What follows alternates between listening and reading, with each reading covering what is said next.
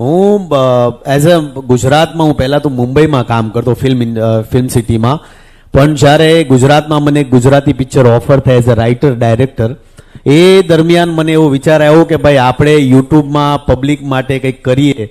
ત્યારે મારા પ્રોડ્યુસરોએ બધાએ કીધું કે આ બધું ન ચાલે. મેં મારા ખર્ચે મારા સાહસથી યુટ્યુબની શરૂઆત કરી. યુટ્યુબમાં એઝ અ કોમેડી કલાકાર જીગલિયન ખજૂરની શરૂઆત કરી. લોકોએ ખૂબ પ્રેમ આપ્યો, આગળ વધ્યો. પણ તોકતે વાવાઝોડું, હું કોરોનામાં તો લોકોની સેવા કરતો જ. એક બીજી વાત કે આપણો જે જમાનો છે, આપણો જે યુગ છે, એક ટાઈમ એવો હતો કે ભાઈ એક હાથથી તમે દાન આપો તો બીજા હાથને ખબર ન પડવી જોઈએ, એ સમય હતો. અને હું પણ એ જ વસ્તુમાં વધારે બિલીવ કરતો કે ભાઈ આપણે કોકનું કામ કરતા હોઈએ તો દેખાડો શા માટે કરવાનો. કોરોનામાં મેં અસંખ્ય લોકોની સેવા કરી, તો મને ઘણા લોકો એવી કમેન્ટ કરી કે ભાઈ બધા કલાકારો સેવા કરે છે, તમે તો કંઈ કરતા જ નથી. એટલે મને એવું લાગ્યું કે ભાઈ હવે એ જમાનો નથી કે તમે એક હાથથી દાન આપો ને બીજા હાથને ખબર ન પડે. અત્યારે તમે બતાવો લોકો સુધી, હા તમે દાન કેવા રૂપમાં કરો છો એ મહત્વનું છે. તમે એક રોટલી આપો ને ફોટા પડાવો લોકોને, 5000નું કરિયાણું આપો ને લોકો આ ફોટા વિડીયો બનાવો, એ યોગ્ય નથી. તમારું પાત્ર મહત્વનું છે. કદાચ તમે કોઈની પાછળ 1 લાખ 10 લાખનો ખર્ચો કરતા હો તો એ લોકો જોઈને પ્રેરિત થાય. હું એવા દાનમાં વધારે મહત્વ રાખું છું. એટલે જ્યારે તોકતે વાવાઝોડું આવ્યું, હું ત્યાં ગયો. મેં બધા જ આપણા ગુજરાતી પ્રજા એવી છે કે આપણે ગુજરાતી ક્યારેય આફતમાં હરેક ગુજરાતી હરેક વ્યક્તિની હારે ઊભો હોય.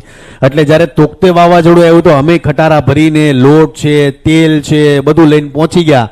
પણ ત્યાં જઈને ખબર પડી કે ભાઈ જ્યારે આવી કોઈ આફત આવે ને એટલે એટલી બધી સંસ્થાઓ ઉમટી પડે કે એક વ્યક્તિને કદાચ 5 કિલો લોટની જરૂર હોય તો એના ઘરની અંદર 150 કિલો લોટ થઈ જાય એક વ્યક્તિ માટે. એટલે એ વ્યક્તિને એવું થાય કે ભાઈ હું વાપરીને કેટલું વાપરીશ. હવે તમે કોઈ એક સામાન્ય વ્યક્તિ, કોઈ માજી નહીં, તમે લોટ આપો, કદાચ તમે એને 150 કિલો લોટ આપી દો, એ ખાઈને વધીને 2 મહિનામાં એનો લોટ બગડી જશે. એટલે આપણી ભાવના એવી હોય છે કે ભાઈ આપણે બને એટલી બધી વસ્તુ લોકો સુધી પહોંચાડીએ. પણ ખરા અર્થમાં જોવા જઈએ તો જ્યારે અમે સેવાની શરૂઆત કરી, માજીને લોટ આપ્યો, માજીએ મારો હાથ પકડ્યો કે ભાઈ તમે આ લોટ આપો છો, તેલ આપો છો, એ બધી વાત 2 નંબરની છે. મારું ઘર તૂટી ગયું છે, જે કરવાની જરૂર છે ને એ તમે કરતા નથી, મને ઘર બનાવી આપતું. હવે એ માજી પોતે આર્મીના રિટાયર્ડ ઓફિસરના વાઇફ હતા. એમના હસબન્ડે 2 વોર આપણા ભારત માટે લડેલી. એ માલુઆઈ નામ હતું, સીમર ગામ હતું. હવે ઉનાનું આ સીમર ગામ છે જેની અંદર હાઈએસ્ટ આર્મીના છોકરાઓ ગુજરાતમાંથી વધારે ભણે છે. અત્યારે જેટલા જ્યારે વાવાઝોડું તોકતે આવ્યું ત્યારે જેટલા યંગ એના એ ગામના છોકરાઓ હતા એ બધા આર્મી બોર્ડર પર લડતા હતા. અને એ ગામની અંદર શરૂઆત કરી એક ઘર બનાવવાની. અને એ ઘરની શરૂઆત કરતા કરતા કરતા આજે 344 ઘર ગરીબો માટે બનાવ્યા છે. મેં જેટલા 344 મેં ઘર બનાવ્યા છે, તમે જેટલા મારા ઘર જોશો રોનકભાઈ, એમાં હર એક ઘર છે કોઈના મા બાપ નથી, 4 બાળકો છે અનાથ છે, કોઈ 3 બાળકો અનાથ છે. મેં દક્ષિણ ગુજરાતના આદિવાસી વિસ્તારોમાં ઘર બનાવ્યા છે, સૌરાષ્ટ્રમાં ઘર બનાવ્યા છે, ઉત્તર ગુજરાતમાં ઘર બનાવ્યા છે, બનાસકાંઠા હોય, સાબરકાંઠા હોય, વાવ છે, થરાદ છે, આ બધી જગ્યા પર મેં ઘર બનાવ્યા. ક્યારેય તમે સેવા કરવા નીકળો તો તમારો કોઈ એરિયા નથી હોતો. તમને એવું લાગે છે કે ભાઈ જેનું ઘર, જેને ભગવાનમાં જેને નિમિત્ત બનાવ્યા છે, આપણે લોકોનું કામ કર્યું છે. મેં જેટલા લોકોના ઘર બનાવ્યા છે, અને જ્યારે હું ઘર બનાવું છું મારા મનમાં ક્યારેય એવું નથી હોતું કે ભાઈ આ માણસ મને આશીર્વાદ આપશે, નહીં આપે, આને ગમશે, નહીં ગમશે. પણ એક વસ્તુ ચોક્કસપણે કહીશ કે મેં જેટલા બાળકોના ઘર બનાવ્યા છે, ઘર બનાવ્યા પછી ઘરની પૂજા અમે કરીએ છીએ. અને ઘરની અંદર જ્યારે એ બેડની ઉપર એ બાળકો પંખો ચાલુ કરી અને પંખા આમ જે સતત ઉપર જોતા હોય છે ને, ત્યારે મને અંદરથી એવું ફીલ થાય કે છોકરાના ફેસ પરથી એવું થઈ ગયું છે કે ભાઈ હવે શાંતિ થઈ ગઈ છે. એટલે રોટલો અને ઓટલો, આપણી ગુજરાતમાં એક ઓલી ભાષા છે ને કે રોટલો અને ઓટલો બહુ ભાગ્યશાળીને મળતો હોય છે. તમે કદાચ મુંબઈ જાઓ તો રોટલો નોટલો લોકો નથી મળતો, ઘણી જગ્યા પર જાઓ. પણ જ્યારે તમે કોઈ જરૂરિયાતમંદ વ્યક્તિ છે, આપણે ઘણીવાર કહીએ ને કે ભાઈ કોઈ જરૂરિયાતમંદ વ્યક્તિને તમે એક છત આપી દો એટલે પછી એના મનમાં 10 સારા વિચાર આવે કે ઘરનું ઘર થઈ ગયું છે તો આપણે હવે કંઈક આમ કરવું છે. એક સામાન્ય વ્યક્તિ જ્યારે ભાડે રહેતો હોય ને તો એનું સપનું એવું હોય કે ભાઈ મારે પોતાનું ઘરનું ઘર બનાવવું છે. ઘરનું ઘર બનાવ્યા પછી એ પોતે વિચારશે કે હવે ફર્નિચર વસાવવું છે, હવે દીકરા દીકરીઓના લગ્ન કરવા છે. એટલે તમે કોઈને છત આપો છો એનાથી વિશેષ હું એવું માનું છું કે ગુજરાતમાં કોઈ બીજી વસ્તુ નથી. મેં જ્યારે પહેલું ઘર બનાવવાની શરૂઆત કરી હતી ત્યારે હું પેલું કોબાવાળું ઘર બનાવતો, પતરાના ઘર બનાવતો. પછી ધીમે ધીમે હું પોતે અપડેટમાં વધારે માનું છું. હું હંમેશા એ માનું છું કે ભાઈ તમે કોઈના માટે ભાઈ કંઈ કરો, થોડું કરો પણ એટલું બેસ્ટ કરો કે એ પોતાની વ્યક્તિને લાગવું જોઈએ. મેં જ્યારે પહેલી શરૂઆત કરી ત્યારે હું 2 લાખ રૂપિયાનું ઘર બનાવતો. ધીમે ધીમે યુટ્યુબમાં અર્નિંગ થઈ મારી, હું ઇવેન્ટ્સ કરું છું. મેં મારા જીવનમાં મેં આ જાહેર જનતામાં કે મીડિયામાં મેં કદાચ નહીં તો 1000 વખત કીધું છે કે હું મારી ઇન્કમના 99% રૂપિયા ગરીબો પાછળ વાપરું છું. એક પણ રૂપિયો હું ઘરે નથી લઈ જતો. હું એવું માનું છું કે ભાઈ તમે સમાજમાંથી કમાવ છો તો સમાજને પાછું દેવામાં શું વાંધો છે. મેં મારા જીવનમાં કોઈ ફંડ ફાળા નથી કર્યા, કોઈ પાસે માંગણી નથી કરી. હા, કોઈ વ્યક્તિને એવું લાગે છે કે ભાઈ તમે આ સારા કાર્ય કરો છો, એમાં અમારે તમારી યાર સહભાગી થવું છે કે અમારે 2-5 રૂપિયા મદદ કરવી છે, તો મેં ક્યારેય કોઈ વ્યક્તિને ના નથી પાડી. પણ મારા જીવનની અંદર મારો એક દાખલો એવો નહીં કે મેં કોઈને એમ કીધું કે મને તમે 2 પૈસાની મદદ કરો કે અમારી આ સંસ્થા છે કે અમને ફંડ ફાળા આપો. કારણ કે આપણી ગુજરાતી પ્રજા એવી છે કે તમે કોઈ પાસે માગો ને તો તમારી વેલ્યુ ડાઉન થાય, તમારું કદ ઘટી જાય છે. પણ તમારા કામને જોઈને કોઈ વ્યક્તિ એવું કહેતો હોય કે ભાઈ આ તમે કામ મસ્ત કરો છો, મારે 2 થેલી સિમેન્ટ આપી છે, તો મેં ક્યારેય કોઈ વ્યક્તિને ના નથી પડી. પણ મારા જીવનની અંદર હું જે કમાઉં છું 99% રૂપિયા છે ગરીબોના, એ ગરીબો પાછળ વાપરું છું. જેટલા ઘર છે, જ્યારે જાઉં છું મારા બેંક એકાઉન્ટની અંદર, અત્યારે કાલે મેં મારું બેંક એકાઉન્ટ ચેક કર્યું, 534 રૂપિયા હતા. રોનકભાઈ કેટલા? 534 રૂપિયા હતા મારા ઘર અકાઉન્ટની અંદર. ICICI બેંકનું મારું અકાઉન્ટ હતું. એટલે હું એવું માનું છું કે જે કાંઈ પણ કમાઉં છું લોકો પાછળ વાપરીએ, લોકો માટે સારું કરીએ. અને યુવાનો જેટલા ઇન્સ્ટાગ્રામ હોય, ફેસબુક હોય, 6-6.5 મિલિયન ફોલોઅર મને ફોલો કરે છે, જેમાંથી 5 થી 5.5 મિલિયન યુવાનો છે. એટલે મારી ફરજમાં આવે કે યુવાનો છે સારા રસ્તે દોડે, સારા કાર્ય કરે અને મને હું જે કાર્ય સમાજ માટે કરું છું એ અનુસરે. ઘણીવાર જો ઘણા લોકોના મનમાં એવો પ્રશ્ન હશે કે ભાઈ આ માણસ પોતે જાતે ઘર બનાવે છે, પથરા ઉપાડે છે, બેલા ઉપાડે છે, સિમેન્ટ ઉપાડે છે, પણ હું જે ફિલ્ડ પર જતો હોઉં છું, હું લોકોના કામ કરતો હોઉં છું, તો કોઈ ગામમાં હું ઘર બનાવું છું તો ગામના લોકોને એવું થાય કે આ વ્યક્તિ દક્ષિણ ગુજરાતમાંથી આવી અને આપણા ગામની અંદર જો પથ્થર ઉપાડતો હોય, સિમેન્ટ ઉપાડતો હોય, તો આપણી ફરજમાં આવે કે આપણે પણ એની સાથે ઊભું રહેવું જોઈએ. ઘણા લોકો એવા ભાવથી આવે કે ભાઈ હાલો ખજૂરભાઈ ફોટા પાડવાનો મોકો મળશે, કે ભાઈ ખજૂરભાઈની યારે વિડીયોમાં આવવાનો મોકો મળશે. ઘણા લોકો એવા હેતુથી આવે કે હાલો ભાઈ આપણે સેવામાં લાગીએ, આપણે 2 પથ્થર ઉપાડીએ. એટલે આમ જોવા જઈએ તો જ્યારે રામે પુલ બનાવ્યું, નિર્માણ કર્યું હતું, ત્યારે બધા લોકોએ ભેગા મળીને ટીમ વર્કમાં કામ કરીને જ્યારે તમે શ્રીલંકા સુધીનો બ્રિજ બનાવ્યો હતો, તો હું એ જ માનું છું કે ભાઈ મારી સાથે જેટલા લોકો કામ કરે છે, અમે બધા મળીને 2 દિવસ, 4 દિવસ, 5 દિવસ અને હા ટાર્ગેટમાં કામ કરી કે ભાઈ આ દિવસની અંદર આ કામ થવું જોઈએ. કોઈ પણ અચ્છો ખાસો માણસ હોય, અમારા ફિલ્ડનો એક નિયમ છે, તમે નાના માણસ હો કે તમે ઉદ્યોગપતિઓ, અમારી ફિલ્ડની અંદર અમારી યાર ફોટા પાડવા હોય કે અમારી યાર ઊભું રહેવું હોય તો એટલીસ્ટ 2 થી 3 કલાક તમારે મહેનત કરવી પડે. આ અમે જે ઘર બનાવીને આનો રૂલ છે. આપણા ગુજરાતની અંદર એક મહત્વનો કોઈ બિંદુ કહી શકો તમે, કે કહી શકો કે બધાને તકતીઓ લગાડવાનો એટલો ગાંડો શોખ છે કે ભાઈ મંદિર હોય, સંસ્થા હોય, ટ્રસ્ટ હોય, તમે કદાચ એક નાની ઝૂંપડી કોઈ માટે બનાવતો હોય તો ભાઈ ફલાણી સંસ્થાએ કે ફલાણા ભાઈએ આ બનાવી આપ્યું છે. મને ઘણા લોકો કહેતા કે ભાઈ ખજૂરભાઈ તમે આટલા ઘર બનાવો છો તો તમે તમારું નામ કેમ નથી લખતા? તો હું એવું માનું છું કે ભાઈ તમે કોઈના માટે કામ કરો ને તો પછી એ કામ કરીને મૂકી દો. એ વ્યક્તિને અંદરથી થવું જોઈએ કે ભાઈ આ વ્યક્તિએ મારું ઘર બનાવ્યું હતું. એ વ્યક્તિને ક્યારે રોજ એ તકતી જોઈને એવું ન થવું જોઈએ કે ભાઈ આ માણે મારું ઘર બનાવીને હું કાંઈ ન કરી શક્યો.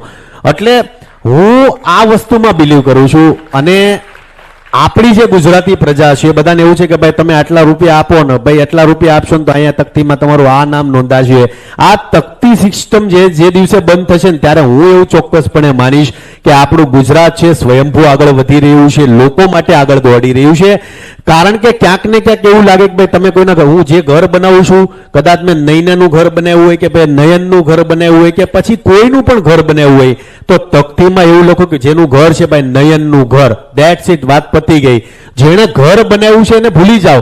એ વ્યક્તિને જ્યારે મનથી એવું થાય કે ભાઈ ખજૂરભાઈએ મારું ઘર બનાવ્યું છે ને, હું આ વસ્તુમાં બિલીવ કરું છું. બાકી તકતી સિસ્ટમમાં હું જરાય બિલીવ નથી કરતો. અને હું હરેક ગામમાં જાઉં, મને પોતાને દુઃખ ત્યારે થાય કે આપણી જે સિસ્ટમ છે હકીકતમાં જરૂર, હું એવું માનું કે જેને જરૂર છે એની મદદ કરો.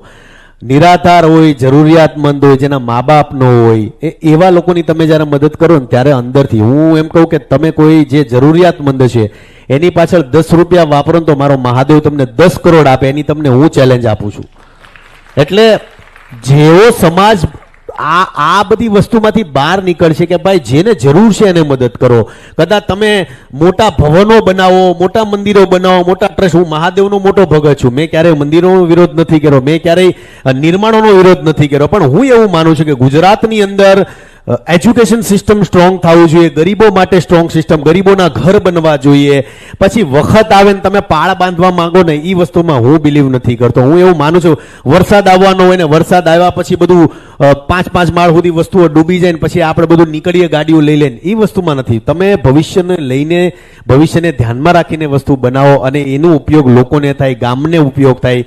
ગામની અંદર કદાચ માની લો તમે 50 કરોડની મંદિર, મેં આ જોયું રોનકભાઈ કે તમે કોઈ પણ સંપન્ન ગામડાઓમાં જાઓ તો ગામની અંદર 50 કરોડનું મંદિર હોય કે 50 કરોડની વાડીઓ હોય મોટી મોટી, પણ ગામની અંદર આવવા વાળો જે વર્ગ હોય બધો અમેરિકા હોય, કેનેડા હોય, લંડન હોય, અને નાના વર્ગના લોકોને વાડીની અંદર એન્ટ્રી ન હોય, તો પછી એ વાડીનો ઉપયોગ કરે કોણ? એ મંદિરોનો ઉપયોગ કરે કોણ? એટલે હું આ વસ્તુમાં બિલીવ કરું છું કે જેને જરૂર છે, જે વિદ્યાર્થી હોશિયાર છે એવા લોકોને ગુજરાત યુનિવર્સિટી છે કે ભારતની જે સારી નંબર 1 યુનિવર્સિટી છે એમાં ભણાવો. વિદ્યાર્થીઓ, ગુજરાતના વિદ્યાર્થીઓ જેટલા આગળ વધશે એટલું આપણું એજ્યુકેશન સિસ્ટમ આગળ વધશે, આપણા વિદ્યાર્થીઓ આગળ વધશે, આપણું ગુજરાત આગળ વધશે.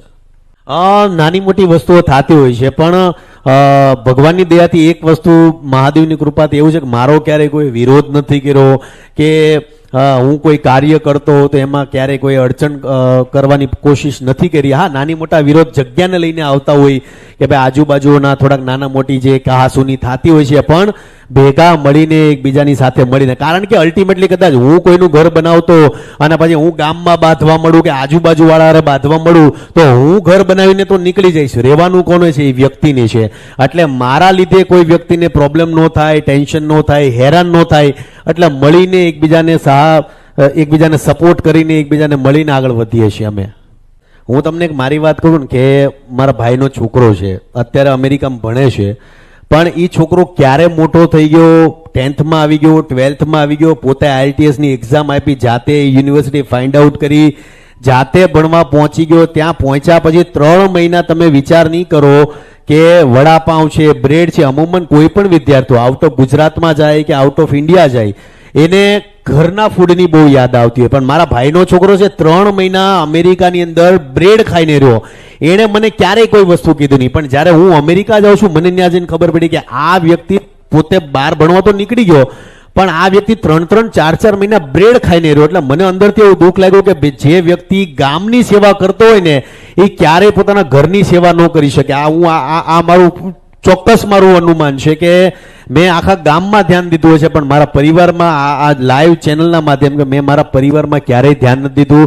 મારી મા છે, મારી વાઈફ છે કે મારા ફેમિલીવાળા છે, તમામ લોકો મને ઘણીવાર કહેતા હોય કે ભાઈ એક તમને લાઈવ દાખલા આપું, આ બધી વસ્તુ મા બાપ આપને કે આપણી ઘરવાળી આપને કહેતો હોય ને ત્યારે તો ઠીક છે, પણ જ્યારે તમે ક્યાંક કોકને મળવા તમારી વાઈફને મા બાપને લઈ જાઓ ને ત્યારે એ લોકો સામેથી કહે કે તમને ધન્યવાદ દેવા પડે, બાકી મારો ઘરવાળો જો ક્યાંય જાય ને તો હું તો ઘરમાં બેહાડી દઉં ના હાથે.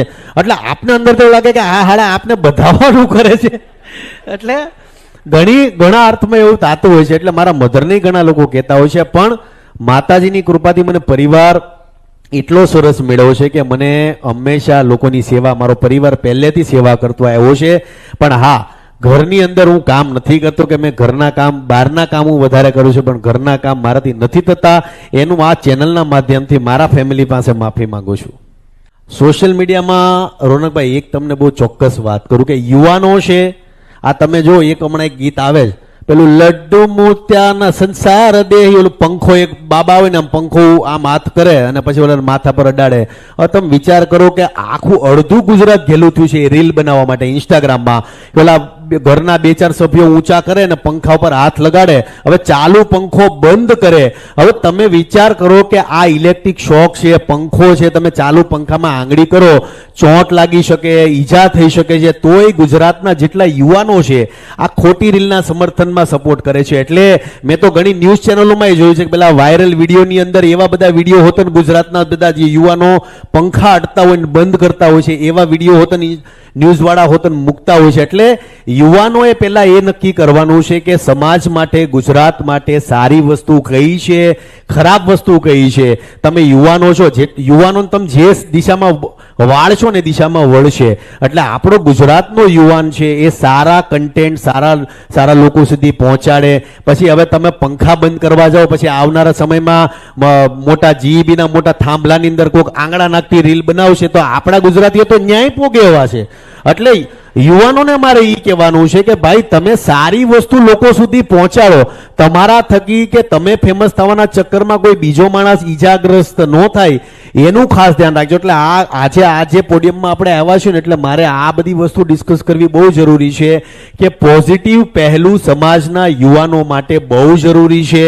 રહી વાત આપણે અત્યારે વાત કરીએ કે ભાઈ ખેડૂતોને મગફળીના ભાવ નથી મળતા, ઘરની અંદર આપણે ઘણીવાર એમ કહેતા કે ભાઈ ખેડૂતોને ટેકાના ભાવ નથી મળતા, તો જે યંગ છોકરા છે એ કોણે મારે કે આ ટેકાના ભાવ એટલે શું થાય. આપણા યુવાનોને ટેકાના ભાવ શું છે એ નથી ખબર.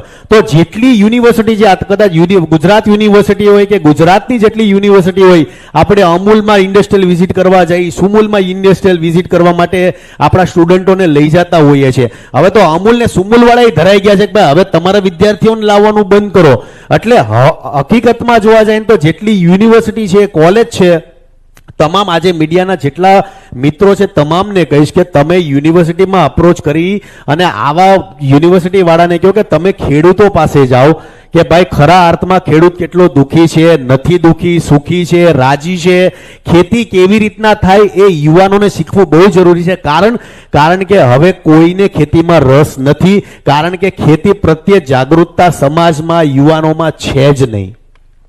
સ્કૂલમાં ભણતો મને ખબર છે કે ભાઈ અમને મોઢેરા છે, માથેરન છે, બધે પ્રવાસ લઈ જતા, ડાકોર લઈ જતા. કોલેજમાં આવ્યો તો ઇન્ડસ્ટ્રીયલ વિઝિટમાં સુમૂલ છે, અમૂલ છે, બધી સારી ઇન્ડસ્ટ્રી છે, એમાં અમે વિઝિટ કરવા લઈ જતા. એક પર્ટિક્યુલર અલ્ગોરિધમ વાઇઝ જ આપણે ચાલતા આવ્યા છીએ. સમાજમાં યુનિવર્સિટી છે, કોલેજો છે, ગવર્મેન્ટ છે, તમામને નક્કી કરવાની જરૂર છે કે હવે યુવાનોને કઈ વસ્તુમાં રસ છે. સોશિયલ મીડિયામાં રસ છે, કોઈ વાંધો નથી. સોશિયલ મીડિયામાં પોઝિટિવ વેમાં આગળ યુવાનોને કઈ રીતના વધવું એના સેશન થવા જોઈએ. કદાચ તમે મોટા મોટિવેશનલ સ્પીકરોને લઈને આવો, એ તમને બધી આખા તમારા રૂવાડા ઊભા કરી દે એવી બધી વાતો કરે, પણ તમે જેવા આની બહાર નીકળશો એટલે તમે હતા એવા થઈ જશો. આ એક બહુ સત્ય વાત કરું છું. પણ તમે જેટલું પ્રેક્ટિકલ વસ્તુમાં લોકોને આગળ વધારશો, તમે કદાચ ખેડૂત પાસે જશો, ખેતી કરવા જશો, કદાચ માની લો ઇન્ડસ્ટ્રીયલ વિઝિટમાં 5 ક્લાસને તમે લઈ જાઓ, 4 દિવસ ત્યાં ટેન્ટ બાંધીને, તંબુ બાંધીને રેવડાવો, ખેડૂતો કઈ રીતના જીવન જીવે છે, આ બધી વસ્તુ હવે કરાવવાની જરૂર છે. તમે કઈ જ નહીં કરો તો કઈ થવાનું નથી. પણ હવે જે જૂના અલ્ગોરિધમ છે એને સાઇટ પર મૂકી અને આગળ વધવાની જરૂર છે.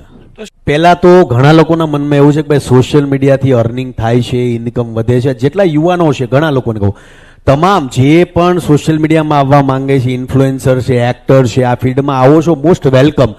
પણ એજ્યુકેશન બહુ જરૂરી છે. મેં આ વસ્તુ જોઈ છે કે તમે સોશિયલ મીડિયામાં આવવાના ચક્કરમાં એજ્યુકેશનને સાઇટ પર મૂકી દેતા હો છો ને એજ્યુકેશનમાં આવવાથી પછી તમે સોશિયલ મીડિયાની સાઇટ પર મૂકી દેતા હો છો. એટલે તમામને કહીશ કે સોશિયલ મીડિયામાં અર્નિંગ બહુ સારી છે, તમે સારું કરી શકશો, પણ સોશિયલ મીડિયામાં કેવી રીતના બિહેવ લોકો સાથે કરવું, કે આ જે અમારી ફિલ્ડ છે ને, રોનકભાઈ બહુ સત્ય વાત કરું ને કે માથામાં હવા આવતા વાર નથી લાગતી.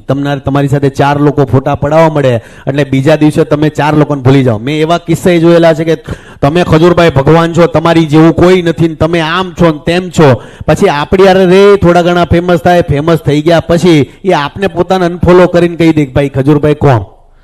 એટલે આ લાઈન એવી છે. એટલે તમામને કહી, જેટલા ડાઉન ટુ અર્થ રહેશો, જેટલા વિનમ્ર રહેશો, એટલું સમાજમાં તમારું નામ થશે. પણ સારા અર્થમાં સારા સોશિયલ મીડિયા અને બીજું જેટલા ક્રિએટર છે તમામને હું ઘણી વાર કહેતો હોઉં છું કે ઓનલાઈન ગેમો છે કે જુગારની એપ્લિકેશન છે એને પ્રમોટ કરવામાં તો બી ઘણા ક્રિએટરો કરે છે. પણ એ વસ્તુ ક્યારે બંધ થશે? જ્યારે મીડિયાના ભાઈઓ આ લોકો પાછળ પડશે કે ભાઈ તમે આ બધી વસ્તુ કરો છો રોંગ છે, બંધ કરો. બાકી એકવાર મીડિયાનો કોલ તમે પોલીસ કરતાય હું તો એવું માનું છું કે મીડિયા એટલું સ્ટ્રોંગ છે કે એક ફોન કરે ને કે ભાઈ આ ન્યૂઝમાંથી કરીએ છીએ, ખોટી એપ્લિકેશનોને સપોર્ટ કરતા નહીં, રાતોરાત બંધ થઈ જાય. પણ આજે યુવાનો છે, ગુજરાતી લોકો છે, જુગારના રવાડે ચડે છે કે એપ્લિકેશનમાં અટવાય છે, કેટલા પૈસા હારે છે. તો એનું મોટામાં મોટું કારણ એ છે કે આપણે જેને પસંદ કરતા હોઈએ છીએ એ રોંગ એપ્લિકેશનો, કે ભાઈ આ હું વાપરીને પૈસા કમાઉં છું એટલે પહેલાં એમ લાગે કે ભાઈ આ ફલાણો માણસ કમાય છે તો હું કમાઉં, એવી રીતના હેરાન થતા હોય છે. એટલે આપણે મળીને જ્યાં સુધી જેટલા નોર્મલ માણસો છે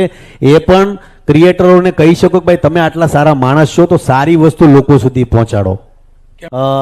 જેટલા તમે ઇલેક્ટ્રોનિક વેપન છે સારા અર્થમાં ઉપયોગ કરશો તે સમાજ માટે બહુ જરૂરી છે. એક ટાઈમ એવો હતો કે ભાઈ તમારે કોઈ વસ્તુ જાણવી હોય કે વિચારવી હોય કે ભાઈ આ ફલાણા ભાઈ શું કર્યું હતું તો આપણે ગોથે ચડી જતા, લાઇબ્રેરીમાં જઈને નવનીતું ખોડી નાખતા કે ભાઈ પેપર વાંચવા મળતા. પણ અત્યારે તમે એક ફોનથી તમે બધી જ વસ્તુ જાણી શકો છો. તો આ પોઝિટિવ પહેલું ઘણા ઉપયોગી છે. રહી વાત કે તમારે આનું બેન થવું છે તો બેન તો જરાય ન થવું છે. હા, જે બેકાર એપ્લિકેશનો છે કે જે સમાજમાં ગેરસમજ ઊભી કરતી હોય એને ગવર્મેન્ટને ચોક્કસપણે અમુક વસ્તુઓ બેન કરવી જોઈએ જ્યાં ગવર્મેન્ટને લાગે ત્યાં. પણ સોશિયલ મીડિયા છે આવનારું ભવિષ્યનું તમે મોટામાં મોટું વેપન કહી શકો, કારણ કે સોશિયલ મીડિયાના માધ્યમથી તમે કોઈ પણ વસ્તુ એઝ સુન એઝ પોસિબલ લોકો સુધી પહોંચાડી શકો છો.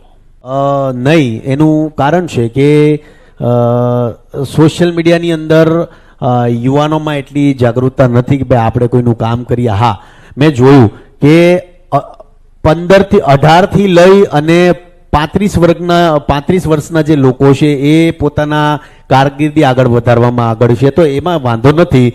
પણ મેં જોયું કે સેવાના કાર્યની અંદર 35 વર્ષથી લઈ અને 80 વર્ષના જે એક વર્ગ છે એ તમામ લોકોને સેવાની ખબર છે, સેવાથી શું થાય છે, આપણા પરિવારમાં કેવી અસર પડે છે, એ બહુ જરૂરી છે અને થાય પણ છે. પણ જે યુવાનો છે નિશ્ચિતપણે સેવામાં એટલો રસ નથી દાખવતા. એને કાં તો બોર લાગે છે, કાં એને એવું લાગે ભાઈ મને દયા આવે, મારથી જોવાશે નહીં. હું તમને એક વાત કરું ને, મારે ઘણા હોસ્પિટલોમાં ઘણા એમ કહે ને કે ભાઈ આ માણસને જરૂર છે તમે જાઓ, તો હું એમ કહું કે ભાઈ મને બહુ દયા આવે કે મારથી જોવાશે નહીં. પણ આપણું માઇન્ડ એવું કહેતું હોય કે ભાઈ બધું ત્યાં હોસ્પિટલમાં બધું હશે અને જેમ હશે, એટલે ત્યારે આપણે રોકતા હોઈએ છીએ. એટલે જેટલા યુવાનો છે એ જેટલા મોસ્ટલી યુવાનો છે ને એ ઘણીવાર ક્યાંક ને ક્યાંક આવી બધી વસ્તુ અવોઇડ કરતા હોય છે. પણ યુવાનો જેટલા આગળ આવશે એટલો સમાજ આપણો આગળ આવશે. અત્યારે તો બધા ગુજરાતમાં બધા જ લોકોને ખબર છે કે ખજૂરભાઈ સુધી પહોંચવું હોય તો એમનો ઓફિસનો નંબર છે. ઇન્સ્ટાગ્રામમાં લોકો મને ટેગ કરે છે કે ભાઈ આ વિડીયો ખજૂરભાઈ સુધી પહોંચાડો. જેવું કે મેં કહ્યું કે સોશિયલ મીડિયા એક એવું વેપન છે કે તમારી બધી જ વસ્તુ લોકો સુધી આરામથી આસાનીથી પહોંચી જતી હોય છે. રહી વાત કે હું કેવા લોકો સુધી વધારે પહોંચવાના પ્રયત્ન કરું છું, તો જે ગામની અંદર દીકરીઓ શૌચાલય માટે જાહેરમાં ખુલ્લામાં જાતી હોય છે અને ઘર એમનું તૂટેલું ફૂટેલું હોય છે, જવાન દીકરીઓ હોય છે, નાની મોટી મજૂરી કરતી હોય છે અને ટોયલેટ બાથરૂમ માટે જ્યારે ગામની અંદર ખુલ્લામાં જવું પડતું હોય ત્યારે મને બહુ દુઃખ થાય છે. એટલે એવી દીકરીઓ માટે મારી પહેલી પ્રાયોરિટી હોય છે કે જેના મા બાપ ન હોય, જે અનાથ હોય, જે નિરાધાર હોય અને દીકરીઓ હોય, એવા લોકો માટે હું ઘર તો બનાવું છું, સાથે સાથે ટોયલેટ બાથરૂમની વ્યવસ્થા કરું છું. અને ગામની અંદર જ્યાં ઘર બનાવતો હોય ત્યાં તમામ લોકોને કહું છું કે તમારા ગામની અંદર જે દીકરીઓને ટોયલેટ બાથરૂમની જરૂર હોય મને પહેલા કહેજો, હું ઘર પછી બનાવીશ, પણ પહેલી પ્રાયોરિટી મારી રહેશે ટોયલેટ બાથરૂમ. હું જેટલા મેં ઘર બનાવ્યા હશે હું તમામ ઘરોમાં જાઉં છું. અનાજ કરિયાણું છે કે ભાઈ જેને જે જરૂર હોય. ઘણીવાર મને ઘણા લોકો એવું કહેતા હોય કે આ ઘરની અંદર તમે કોઈનું ઘર બનાવી નાખ્યું, તમે કરિયાણું આપી દીધું, પણ આ લોકોને ડાયરેક્ટ ટિફિનની વ્યવસ્થા કરી દો તો. એટલે હું એ લોકોને એવું કહું છું કે ભાઈ તમે હું ડાયરેક્ટ વ્યવસ્થા ઘર બનાવી આપું પછી ટિફિનની વ્યવસ્થા કરી નાખું તો આપણા ગુજરાતી આળસુ બનતા વાર નથી લાગતી. પછી ઘરમાં બેસીને બધી જ વસ્તુ એને પહોંચાડવાની હોય તો એ મહેનત જ નથી કરવાનો. હું તમને એક વાત કરું, મેં ગામડામાં એક ઘર બનાવ્યું હતું. 5 દીકરીઓ, નાની 5 દીકરીઓ હતી, સરકારી સ્કૂલમાં ભણતી હતી, ઘર પડી ગયું. હવે એની મમ્મી અને 5 દીકરીઓ, આ 6 ફિમેલનું મેં ઘર બનાવ્યું. ઘર બનાવી નાખ્યું. મને એવો વિચાર આવ્યો કે આડી 5 દીકરીઓ નાની છે તો આના ઘરમાં હું ટીવી મુકાઈ દઉં. તો મેં ટીવી મુકાઈ દીધું, ઘર બનાવી નાખ્યું. ઘર બનાવીને અમે નીકળી ગયા. 3 મહિના પછી એ ગામના પ્રોફેસરો મને મળવા આવ્યા કે તમે ઘર બનાવીને તો વીઆઈ ગયા, પણ આ 5 દીકરીઓ 3 મહિનાથી ભણવાથી આવતી ને રાતના 5 વાગ્યા સુધી ટીવી જોવે. તો એ બધી 5 દીકરીઓને પકડી મેં અને ઘરે ગયો. મેં કીધું તમે તો હાડું મેં આ કર્યું ને તમે તો આ ઊંધા નીકળ્યા. પછી એટલે જેને જરૂર છે, હા મેં એક નાગડકા ગામમાં ઘર બનાવ્યું હતું. બે ભાઈઓ જે હાથ પગથી ચાલી નથી શકતા. મને એવું વિચાર્યું કર્યું કે આના ઘરમાં ટીવી હોવું જોઈએ. કેમ કે એ બિચારા ક્યારેય ઘરની બહાર નીકળવાના જ નથી. એટલે તમે ઘર બનાવતા હો તો તમે નાની મોટી માઇનર ભૂલું કરતા જાઓ, પણ ભૂલોથી જ તમને શીખવા મળતું હોય છે. એટલે આ મેં જે લોકોના ઘર બનાવ્યા છે, હું ધીમે ધીમે શીખું છું. હું કોઈ મોટો બિલ્ડર નથી કે કઈ હું મોટો કોન્ટ્રાક્ટર નથી, પણ મારી ચોક્કસપણે આ ગુજરાતની અંદર પહેલી મારી પ્રાયોરિટી હોય છે કે મારો કોઈ પણ ગુજરાતી ભાઈ હેરાન ન થવો જોઈએ. ગરીબ ભાઈ છે, જરૂરિયાતમંદ ભાઈ છે, ક્યારેય દુઃખી ન થવું જોઈએ. અને એના માટે હું ધારું એના કરતા બેસ્ટ કામ મારે કરવું છે હરેક જરૂરિયાતમંદ માટે. એ મારી પહેલી પ્રાયોરિટી છે. મેં જેટલા ઘર બનાવ્યા ને ક્યારેય કોઈની ડિમાન્ડ નથી હોતી કે ભાઈ તમે અમને આ કરી દો, પેલું કરી દો, આ કરી દો. પણ ઘર બન્યા પછી એના મનમાં ચોક્કસપણે એ વિચારો આવવા મળે કે હવે આગળ આપણે શું કરવું છે. અને તમે કોઈ વ્યક્તિને એક રાહ ચીંધી દો ને કે ભાઈ હવે આગળ આપણે આ કરવું છે. કદાચ હું મારે પોતાને કઈ આગળ કરવું છે, કદાચ તમે તમારા ફિલ્ડની અંદર તમે વિચારતા છો, સતત સવારે ઉઠો 4 વિચાર આવતા છે કે હવે આપણે આવું કંઈક એબીપી માટે સારું કરવું છે. એટલે તમે હું જેના ઘર બનાવું છું તો હું ઘર બનાવ્યા પછી મેં એના ફેસ પર જોયેલી વસ્તુ છે. ક્યારે એને ડિમાન્ડ નથી કરી. આપણા ગુજરાતી એટલા સ્વાવલંબી છે, ક્યારે કોઈ પાસે ભીખ નથી માંગતા, ક્યારે કોઈ પાસે હાથ નથી લંબાવતા. અને મેં જેના ઘર બનાવ્યા છે તો મારી પાસે કોઈ ડિમાન્ડ નથી કરી, પણ ઘર બન્યા પછી મેં ચોક્કસપણે એ વસ્તુ એના ફેસ પર જોઈ છે કે હવે મારે કંઈક નવું કરવું છે. મારું ઘર બની ગયું છે તો હવે મારે સમાજ માટે કંઈક કરવું છે. એ મેં જોયું છે. કે પિલુત્રા ગામ જેમાં દીકરી છે પોતે ભણવાનું છોડી દે છે, મા બાપ એક્સપાયર થઈ જાય છે, અને પોતાના ત્રણ ભાઈઓને પોતે ભણાવે છે. અને વરસાદ અતિવૃષ્ટિ વધી જાય છે ઉત્તર ગુજરાતમાં અને ખેત મજૂરી એની છૂટી જાય છે, તો પોતે પોતાના ભાઈ બહેનોની રસોઈ કરવા માટે આજુબાજુમાંથી 50 રૂપિયા ઉછીના લઈને દીકરી આવે છે અને પોતે એમાંથી કરિયાણું લે છે, મગ લે છે, ચોખા લે છે, એના 3 ભાઈઓને ભણાવે છે. અને એવા લોકો સુધી આપણે પહોંચતા હોય છે. હું ઘણીવાર એવું વિચારું, ઘણા લોકો મને એવું કહે કે ભાઈ તમે આ લોકો સુધી કેવી રીતના પહોંચી જાઓ છો. તો ઈશ્વરે ક્યાંક ને ક્યાંક હું એવું માનું છું કે મને એવો નિમિત્ત બનાવ્યો છે કે ભાઈ આ ઘર તારે જ કરવાનું છે. બાકી ગુજરાતની અંદર અસંખ્ય લોકો એવા છે જે મારી કરતા બિલિયનિયરો છે કે મારી કરતા સારા કાર્યો કરે છે, પણ હું એવું માનું છું કે મહાદેવ છે, ભગવાન છે, એ તમને નિમિત્ત બનાવતા હોય છે કે આ કામ તારે જ કરવાનું છે. બાકી પિલુત્રા ગામની અંદર આવા 5 બાળકોને તમે ઘર બનાવતા હો કે જેને ખરા અર્થમાં જે જીવન મરણ પર હતા, અને એનું હું જ્યારે ઘર બનાવું ત્યારે મને અંદરથી એવું ફીલ થાય કે ભાઈ મેં કોઈનું પણ કામ સારું કર્યું છે, એ સારા અર્થમાં કર્યું છે. મહેસાણા જિલ્લાનું દિવાળીમાં તો પહેલા અમે 3 ઘર બનાવ્યા અને સતત કામ કર્યું દિવાળીની અંદર. મહેસાણા જિલ્લાનું આખું જ ગામ છે જ્યાં એક પિતા 45 વર્ષથી હેરાન થાય. પોતાની ઘરવાળી જે છે એને દીકરાને જન્મ આપીને એક્સપાયર થઈ જાય છે, અને આ જે દીકરો છે થોડો મોટો થાય છે, કમાવ બને છે. હવે કમાવની સાથે સાથે દીકરાનું એક્સિડન્ટ થઈ જાય છે અને એની જે આંખની રોશની છે એ જતી રહી છે અને પોતે પેરાલાઇઝ થઈ જાય છે, હાલી નથી શકતો ને એબનોર્મલ બની જાય છે. હવે એ પિતાએ 35 વર્ષ એ છોકરાની સેવા કરી, અને મેં જ્યારે એને કીધું કે ભાઈ તમારા છોકરાને દેખાતું નથી, તમારો છોકરો ચાલી નથી શકતો ને એબનોર્મલ છે, તો તમને ક્યારે એવો વિચાર ન આવ્યો કે આને કોઈ સંસ્થાને આપી દેવો જોઈએ? તો એ પિતાએ વટથી કીધું કે મારો દીકરો છે, મારા દીકરાને શું કામ મૂકવું? ઘણીવાર આપણે માની પરિભાષાઓ લોકો સુધી પહોંચાડતો કે માઈ માં, પણ બાપનું એટલું બલિદાન હોય છે. મેં મહેસાણા જિલ્લાનું આખા જ ગામ છે એમાં જોયું કે એક બાપ પોતાના દીકરાને 35 વર્ષથી હારે લઈને ફરે છે, જમાડે છે, ખવડાવે છે, ભઠ્ઠાની અંદર રહી છે, રહેવા ઘર નથી. એનું જ્યારે મેં ઘર બનાવ્યું, મેં રોનકભાઈને જોયું કે અમે જ્યારે સ્લેબ ભરતા હતા, રોનકભાઈને મેં કીધું, રોનકભાઈ ઉપર તમે મારી યારે સ્લેબ ભરવા પડી જાઓ નહીં, મારે જાતે જોવું છે કે તમે કઈ રીતના કામ કરો છો. એટલે ખરા અર્થમાં સાચા પત્રકારની નિશાની એ જ છે કે તમે જે જોવો છો એ સમાજને આપો છો. એટલે રોનકભાઈ માટે હોત ને એક જોરદાર તાળી વગાડવી જોઈએ. અને મેં મારી નજરે જોયેલી વસ્તુ છે કે પોતે મારાથી ઉંમરમાં ઘણા મોટા છે, પણ પોતે જાતે ઉપર ચડ્યા, એમણે જોયું, બધી વસ્તુ જોઈ, લોકોને મળ્યા. એટલે મારા અર્થમાં એવું છે કે ભાઈ હું એવા લોકોના જ કામ કરું કે જે, કેમ કે હું પોતે મારા કોમેડી વિડીયોમાં એટલો બિઝી હોઉં, મારા ઇવેન્ટ્સોમાં એટલો બિઝી હોઉં છું. એક વસ્તુનું હંમેશા ધ્યાન રાખું છું કે ભાઈ જેનું હું કામ કરું છું, જેની પાછળ હું આટલો દોડું છું ને, એ ખરા અર્થમાં યોગ્ય હોવો જોઈએ. એક સંકલ્પ મારો જીવનમાં એ જરૂર છે કે ગુજરાતની અંદર કોઈ પણ વ્યક્તિનું ઘર કાચું ન રહેવું જોઈએ. હર એક ગુજરાતીનું ઘર પાકું હોવું જોઈએ, કોઈના માટીનું ઘરનું હોવું જોઈએ, હરેક વ્યક્તિને પોતાનું પાકું ધાબાવાળું ઘર બને, એ મારી પહેલી ભાવના છે. અને તમારા ચેનલના માધ્યમથી તમામ લોકોને કહીશ કે ઈશ્વરે તમને કોઈ 2 પૈસા પણ આપ્યા છે તો તમારે ખરા અર્થમાં મહાદેવની સમીપ જવું હોય કે મા અંબાની સમીપ જવું હોય તો ખરા અર્થમાં તમારી આજુબાજુમાં જે જરૂરિયાતમંદ લોકો છે એને મદદ કરજો. તમે એની પાછળ 10 રૂપિયા વાપરશો તો મારો મહાદેવ તમને 10 કરોડ આપશે.